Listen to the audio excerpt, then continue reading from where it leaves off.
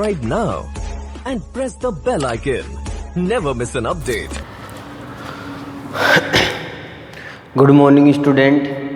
आज अपन बात करेंगे अपने AHDP के सेकेंड ईयर के प्रथम सेमेस्टर की बात कर रहे हैं, जिसके अंदर आज अपना पहला ही चैप्टर है पशु प्रजनन की,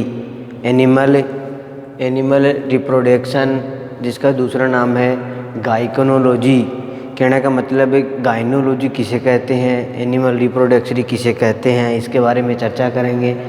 तो सबसे पहले बात आती है गाइनोलॉजी की। गाइनोलॉजी क्या है? तो गाइनोलॉजी है पशु विज्ञान की वह शाखा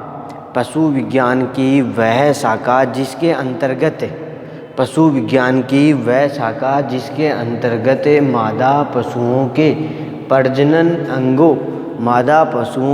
प्रजनन अंगों एवं उनसे संबंधित बीमारियों का अध्ययन किया जाता है। तो सबसे पहले बात करते हैं गाइकोनोलॉजी, एनिमल रिप्रोडक्शन, मादा विज्ञान की वह शाखा जिसमें मादा पशुओं के प्रजनन अंगों एवं उनसे संबंधित बीमारियों का अध्ययन किया जाता है।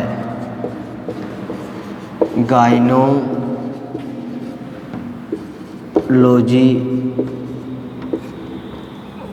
कहा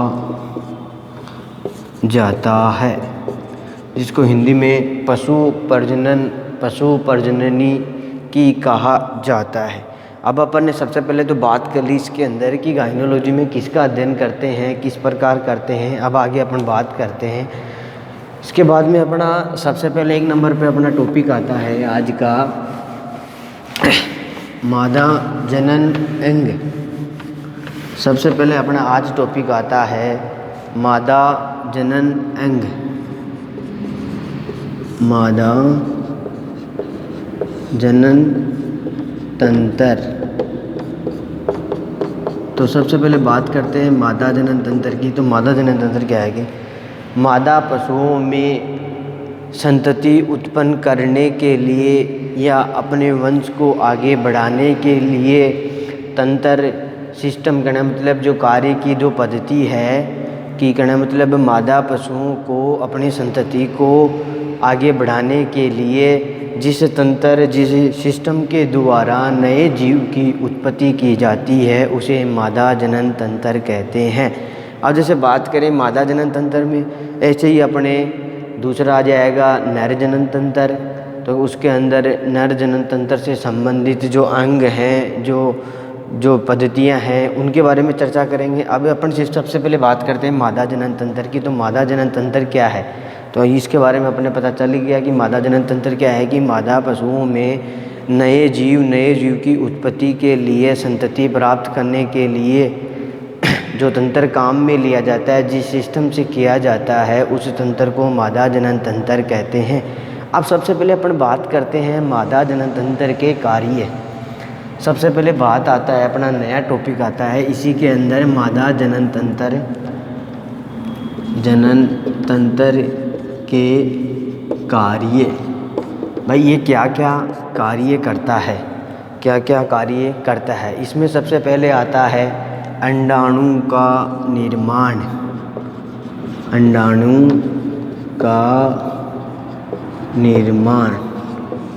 कहने का मतलब मादा पशु है, उसमें जो अंडा बनता है या अंडाणु जो बनता है, उसका जो निर्माण होता है, उसके बनने की जो प्रक्रिया वह मादा जनन तंत्र के अंदर होती है। 2 नंबर पे आता है हार्मोन्स निर्माण। हार्मोन्स का निर्माण करना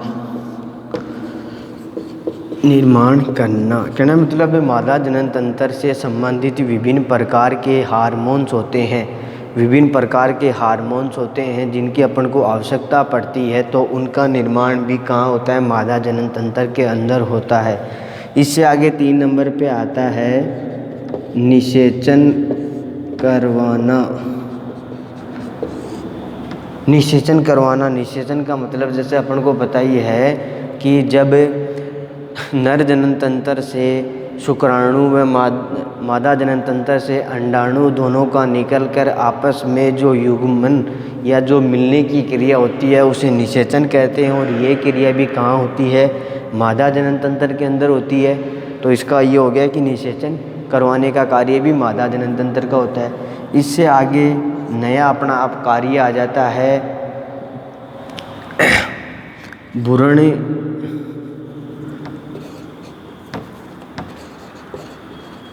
भ्रूण का विकास करना। कहने का मतलब भ्रूण है जो मादा जनन तंत्र है वो उसका कार्य है बच्चे को जन्म देना। तो बच्चा जब स्टार्टिंग में निषेचन होता है उस टाइम पे जो भ्रूण होता है उसका विकास भी कहाँ होता है, अपने इसके अंदर मादा जनन तंत्र के अंदर ही होता है। उसका विकास, उसकी जो डेवलपमेंट है, जो दिन प्रतिदिन आगे बढ़ने की, जो बड़ा होने की जो क्रिया है वह सारी मादा जनन तंत्र के अंदर होती है। इसके बाद में आता है प्रसव में सहायक। प्रसव में सहायक कहने का मतलब भ्रूण का विकास हो गया, गर्भाशय के अंदर भ्रूण है, उसके बाद में जो आगे की क्रिया है प्रसव यानी कि कहना मतलब पार्चुरेशन क्रिया करने के लिए भी जब मान लो मादा जनन तंत्र ही नहीं होगा तो ये सारी क्रियाएं नहीं होंगी। तो कहने का मतलब मादा जनन तंत्र के कार्य सबसे पहले अंडाणु का निर्माण करना, 2 नंबर पे आता है हार्मोन्स का निर्माण करना, 3 नंबर पे आता है निषेचन करवाना, 4 नंबर पे आता है भ्रूण का विकास करवाना, उससे आगे आता है प्रसव क्रिया में सहायक है ना। मतलब बहुत सारे कार्य हैं मादा जनन तंत्र के। अब अपन इसके बाद में आगे बात करते हैं मादा जनन तंत्र के भाग कि मादा जनन तंत्र के कौन कौन से भाग होते हैं, किन किन भागों से मिलकर बना होता है। तो इसके बाद में अपन आगे चर्चा करते हैं मादा जनन तंत्र के भाग। तो मुख्य रूप से जो मादा जनन तंत्र है उसको 3 भागों में बांटा गया है। मुख्य रूप से मादा जनन तंत्र है उसको 3 भागों में बांटा गया है। सबसे पहला अपना भाग आता है प्राथमिक, 2 नंबर पे प्राथमिक अंग, 2 नंबर पे आता है द्वितीयक अंग, 2 नंबर पे आता है द्वितीयक अंग, 3 नंबर पे आता है सहायक अंग। सहायक अंग कहने का मतलब मादा जनन तंत्र है उसके 3 भाग होते हैं, पहला प्राथमिक अंग, दूसरा द्वितीयक अंग, तीसरा सहायक अंग। तो ये तो हो गए इसके भागों के बारे में चर्चा। अब अपन इसके बाद में जो ये तीनों अंग हैं इनकी विस्तार पूर्वक चर्चा करेंगे। तो सबसे पहले अपन बात कर लेते हैं प्राथमिक अंग कौन से होते हैं, द्वितीयक अंग कौन से होते हैं, सहायक अंग कौन से होते हैं। तो प्राथमिक अंगों की आज अपन चर्चा करते हैं इसके बाद में। तो प्राथमिक अंग, और प्राथमिक अंग के अंदर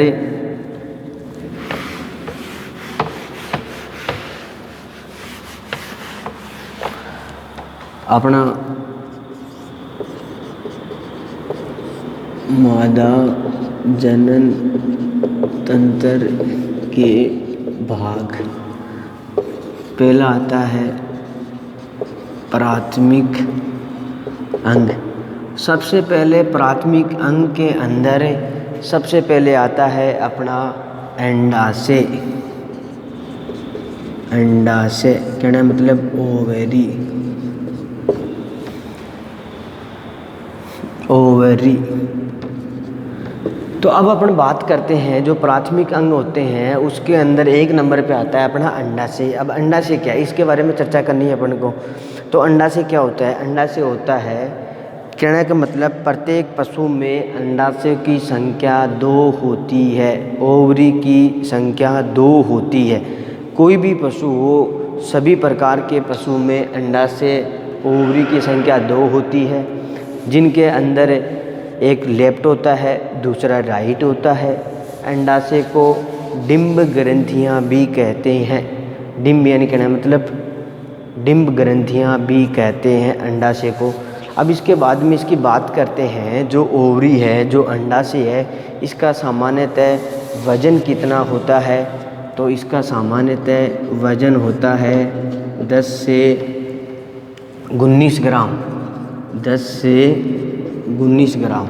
सामान्य अंडाशय में 10 से 19 ग्राम होता है। और ये सामान्य अपन बात करते हैं गाय, भैंस, भेड़, बकरी, इनकी बातें करते हैं।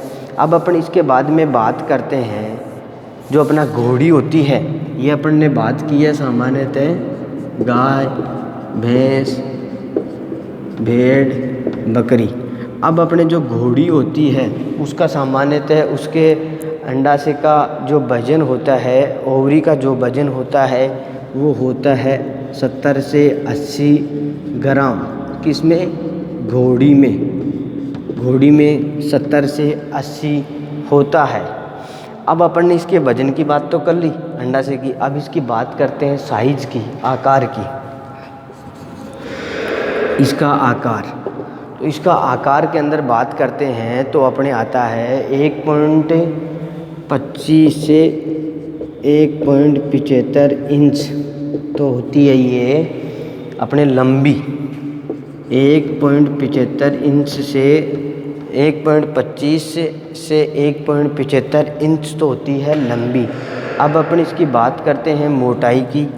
0.7 से 1.25 इंच ये होती है मोटाई। अब अपन इसके बाद में बात करते हैं चौड़ाई की। इसकी चौड़ाई क्या होती है? तो इसकी चौड़ाई होती है 0.50 से 0.75 इंच चौड़ाई।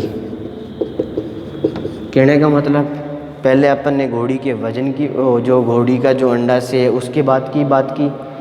उससे पहले अपन ने जो ओवरी है, जो अंडाशय है, उसके वजन, उसके वेट की बात की, कितना कितना वेट होता है। उसके बाद में अपन ने उसके आकार की बात की, तो ये इसका आकार हो गया। अब अपन बात करते हैं कि जो पशु होते हैं अधिकांशतः लगभग अधिकांशतः बोले तो 80% सभी प्रकार के पशुओं में ओवरी दोनों सक्रिय होती है। परंतु कुछ पशु ऐसे होते हैं या कुछ पक्षी ऐसे होते हैं जिनके अंतर्गत अपने राइट ओवरी ही सक्रिय होती है, जबकि लेफ्ट वाली जो ओवरी होती है वह कम सक्रिय होती है। कहने मतलब ऐसे भी बोल सकते हैं कि कम क्रियाशील होती है। अब अपन इसके बाद में आगे बात करते हैं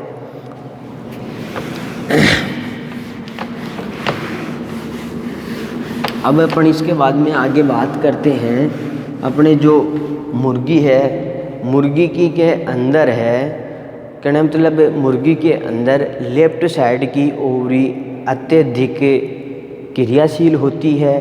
कहने मतलब वो अत्यधिक कार्य करती है, जबकि राइट साइड की ओवरी है वह कम क्रियाशील होती है।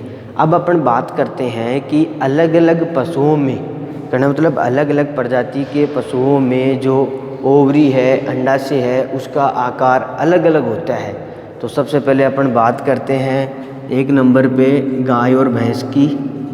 तो गाय और भैंस का में ओवरी का आकार, कहने मतलब अंडाशय का आकार, तो ये अपना आकार हो गया बादामा आकार, या फिर इसको अपन अंडाकार भी कह सकते हैं, अंडाकार भी कह सकते हैं। 2 नंबर पे अपन बात करते हैं घोड़ी की, कि घोड़ी की आकार है वो किस प्रकार का होता है। घोड़ी की बात करते हैं तो घोड़ी होती है सेम के बीज के आकार के समान, सेम के बीज के आकार के समान, कहने मतलब सेम का जो बीज होता है उसके आकार की होती है, या फिर इसको बोल सकते हैं बीन शेप, बीन शेप।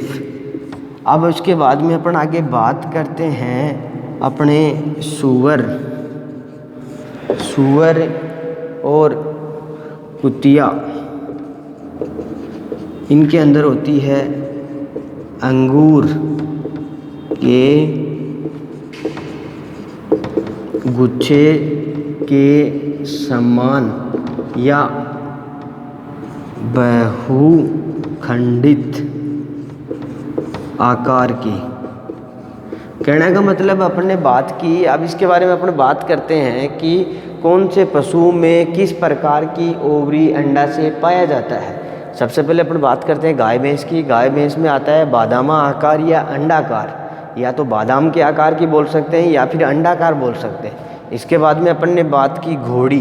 घोड़ी में सेम के बीच के आकार की या फिर बीन शेप के आकार की। इसके बाद में अपन आगे 3 नंबर पे बात करते हैं सूअर और कुतिया। मतलब सूअर और कुतिया में जो ओवरी है, जो अंडा से है, उसका आकार है वो कैसा होता है, अंगूर के गुच्छे के समान होती है या बहुखंडित। कहने मतलब बहुत सारे टुकड़े हुए होते हैं। अब इसके बाद में अपन बात करते हैं कि घोड़ी की ओवरी के ऊपर एक छिद्र पाया जाता है। घोड़ी की जो ओवरी होती है उसके ऊपर एक छिद्र पाया जाता है जिसे ओव्यूलेशन फोसा कहा जाता है, इसके बाद में बात होगी। अब अपन बात करते हैं घोड़ी के जो कहना मतलब जो अंडा से है उसके कार्य। भाई ये क्या कार्य करता है, इसकी ज़रूरत कहाँ पड़ती है अपन को, अगर ये ना रहे तो क्या दिक्कत हो जाए। तो अपन ने ये इतनी देर तो इसके आकार की, साइज़ की, आकृति की, किस पशु में कैसी पाई जाती है उसके बारे में चर्चा की थी। अब इसके अंडा से के कार्य कि कहना मतलब ये शरीर में रहता है तो क्या कार्य करता है। अब सबसे पहले इसका पहला कार्य आता है अंडा का निर्माण करना। और 2 नंबर पे आता है हार्मोन्स का निर्माण करना। कहना मतलब अंडा का निर्माण करना, हार्मोन्स का निर्माण करना। तो अब अपन को ये तो पता चल गया कि अंडा का जो निर्माण है वह अंडा से होता है और जो हार्मोन है उनका निर्माण भी अंडा से होता है। अब अपन इसके बाद में बात करते हैं कि जब एक मादा पशु या मादा बच्चियां जब जन्म लेती है तो जन्म के समय उसकी ओवरी में लगभग जन्म के समय मादा पशु के जन्म के समय अंडाणु की संख्या। कहना मतलब जब मादा पशु जन्म लेती है उस टाइम अंडाणु की संख्या 75,000 से 1 लाख तक होती है। कहना मतलब 75,000 से लेकर 1 लाख तक होती है। कहना मतलब अंड कोशिकाएं पाई जाती है। कहना मतलब मादा पशु के जन्म के समय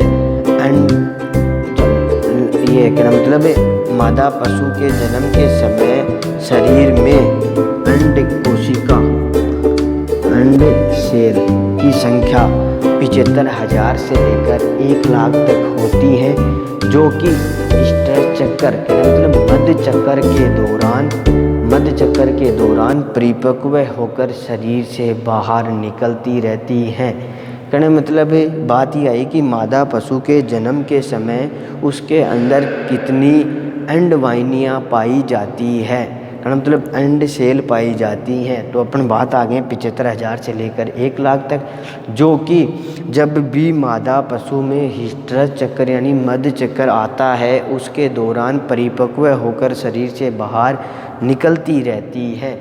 और लास्ट में अपन बात करें, ये तो कर लिए अपन ने मादा पशु के जन्म के समय की। अब अपन बात करते हैं मादा पशु है जो प्रौढ़ अवस्था में है। प्रौढ़ यानी कि वर्ध अवस्था में अंड कोशिका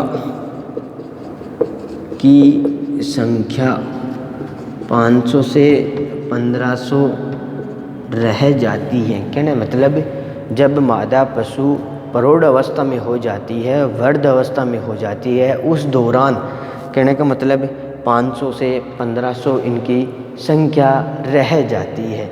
अब अपन बात करते हैं आगे अंडोसरक। इसके बाद में अपन आगे बात करते हैं अंडोसरक कि अंडोसरक क्या है, अंड कोशिका का निर्माण किस प्रकार होता है, इसके बारे में बात करते हैं। तो अब अपन बात करते हैं ओव्यूलेशन। अंडोसरक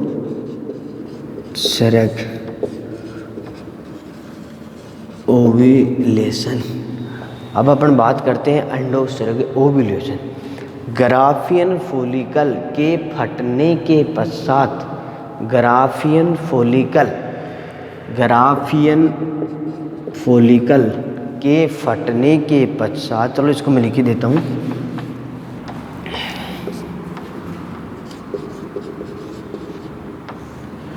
ग्राफियन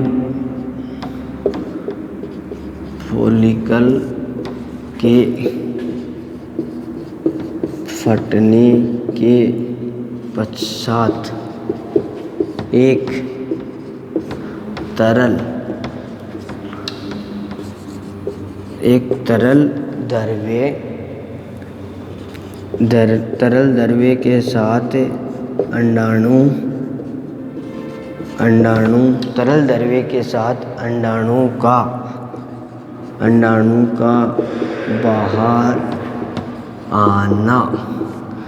बाहर आना। कहने का मतलब ग्राफियन फॉलिकल के फटने के पश्चात एक तरल द्रव्य के साथ अंडाणु का बाहर आना अंडोसरक कहलाता है, ओव्यूलेशन कहलाता है। ओव्यूलेशन का मतलब अंडोसरक का कहना मतलब बाहर आना, कहना मतलब वो पहले अंदर रहता है और जब ये ग्राफियन फॉलिकल के फटने के पश्चात तरल द्रव्य के साथ अंडाणु का बाहर आना, अकेला अंडाणु तो आ नहीं सकता, तो वो क्या करता है, तरल जो द्रव्य होता है उसके साथ बाहर आता है और इस क्रिया को क्या कहते हैं, ओव्यूलेशन कहते हैं। इस क्रिया को क्या कहते हैं, ओव्यूलेशन कहते हैं। अब अपन बात करते हैं, इसमें नया शब्द आया है ग्राफियन फॉलिकल।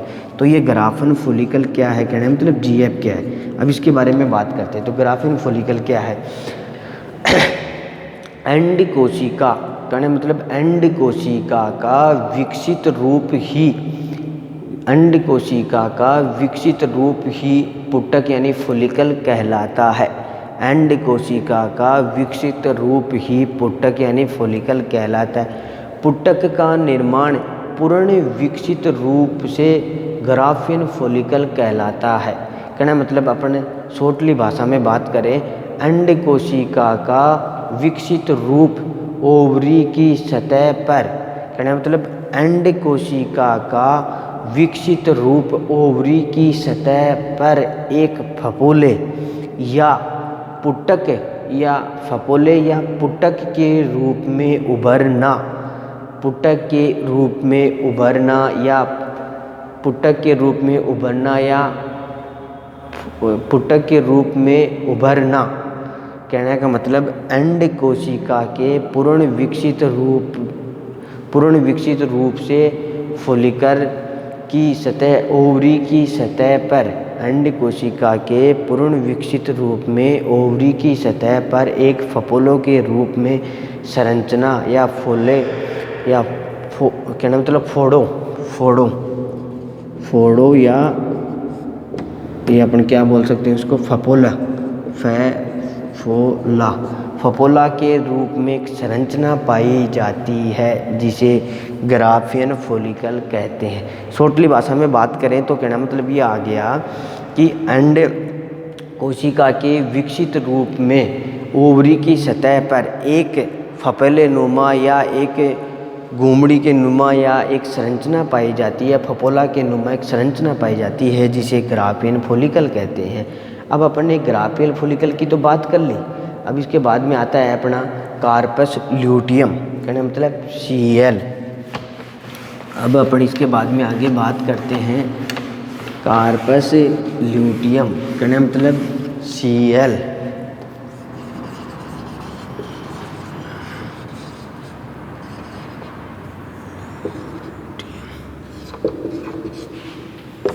कार्पस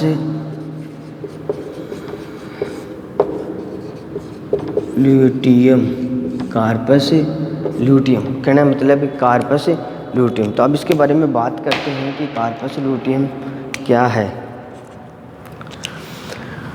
तो कार्पस ल्यूटियम क्या? ओव्यूलेशन, कहने का मतलब अंडोत्सर्ग के दौरान ओवरी की सतह पर, अंडोत्सर्ग कहना मतलब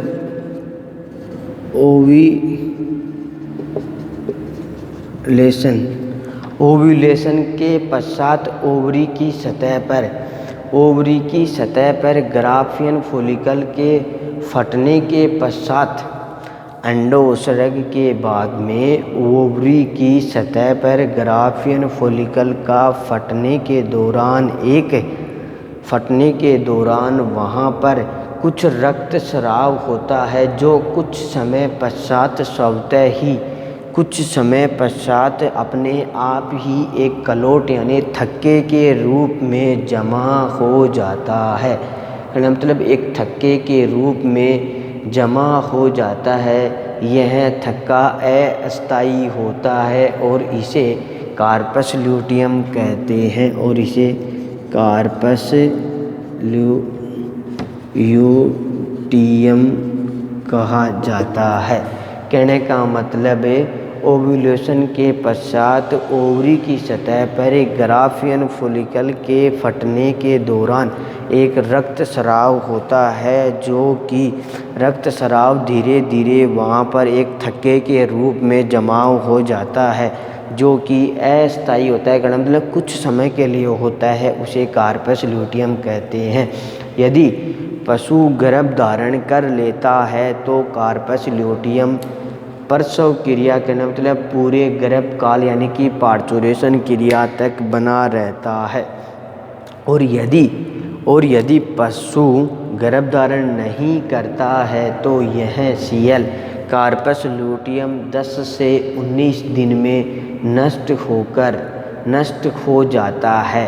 कहना मतलब नष्ट हो जाता है, और इस नष्ट होने की क्रिया को कार्पस ल्यूटियम का आहास, कहना मतलब हानि, कार्पस ल्यूटियम का आहास या कहना मतलब हानि कह सकते हैं।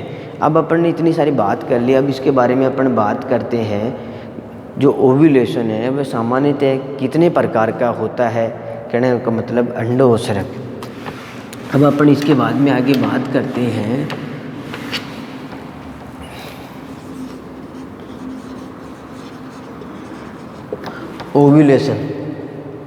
ओव्यूलेशन सामान्यतः 2 प्रकार का होता है। कहने का मतलब कितने प्रकार का होता है? 2 प्रकार का होता है। पहले अपना होता है स्वतः ओव्यूलेशन, स्वतः अंडोत्सर्ग।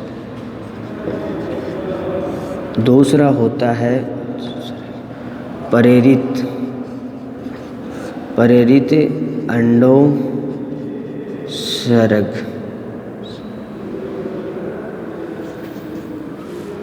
दूसरा हो गया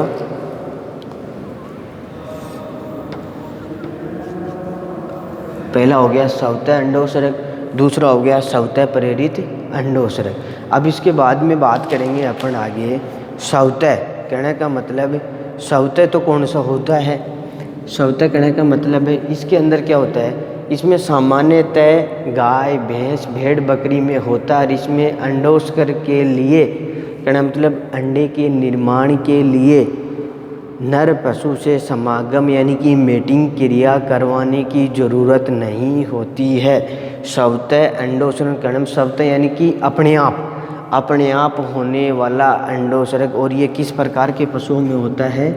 गाय, भैंस, भेड़, बकरी। कहना मतलब स्वतः अंडोत्सर्ग गाय, भैंस, भेड़, बकरी, इसके अंदर नर पशु के द्वारा समागम यानी कि मैथुन क्रिया, मेटिंग क्रिया करवाने की आवश्यकता नहीं होती है। 2 नंबर पे आता है प्रेरित अंडोत्सर्ग। प्रेरित का मतलब कहना मतलब किसी काम को अपन खुद करवाते हैं, कहकर करवाते हैं कि आपको ये करना है। तो इसके अंतर्गत वे पशु या ये अंडोत्सर्ग उन पशुओं में पाया जाता है जिनके अंतर नर पशु के साथ समागम, मैथुन क्रिया, मेटिंग क्रिया करने के बाद में अंडोत्सर्ग होता है और ये सामान्यतः अपने खरगोश और ऊंट में पाया जाता है। ऊंट में पाया जाता है। कहने का मतलब ओव्यूलेशन 2 प्रकार का, जिसमें से पहला आता है स्वतः ओव्यूलेशन, 2 नंबर पे आता है अपना प्रेरित ओव्यूलेशन, प्रेरित अंडोत्सर्ग। स्वतः अंडोत्सर्ग के अंदर गाय, भैंस, भेड़, बकरी आती हैं। कहने का मतलब इसके अंदर अंडा निर्माण की प्रक्रिया के लिए नर पशु के द्वारा समागम मैथुन क्रिया, मेटिंग क्रिया करवाने की आवश्यकता नहीं होती है। कहने का मतलब इसके अंदर अंडे का निर्माण अपने आप होता है। प्रेरित में कहने का मतलब इसमें प्रेरित करने की आवश्यकता होती है। कहने का मतलब नर पशु के समागम मेटिंग क्रिया की आवश्यकता होती है। तो इस प्रकार आज के लिए अपना इतना ही। आज जैसे अपन शुरू से बात करते हैं तो अपन ने बात की गायकोनोलॉजी किसे कहते हैं, गायनोलॉजी किसे कहते हैं। फिर अपन ने बात की कि मादा पशु के मादा जनन तंत्र की अपन चर्चा की। मादा जनन तंत्र का क्या कार्य होता है, सबसे पहले अपन ने इसकी बात की। फिर मादा जनन तंत्र को कितने भागों में बांटा गया है, कितने भागों में बांटने के बाद में अपन ने चर्चा की कि इसके कितने भाग होते हैं। तो इस प्रकार अब अपन आगे चर्चा करेंगे कल जो इससे आगे वाला बच रहा है उसके बारे में। Okay, thank you.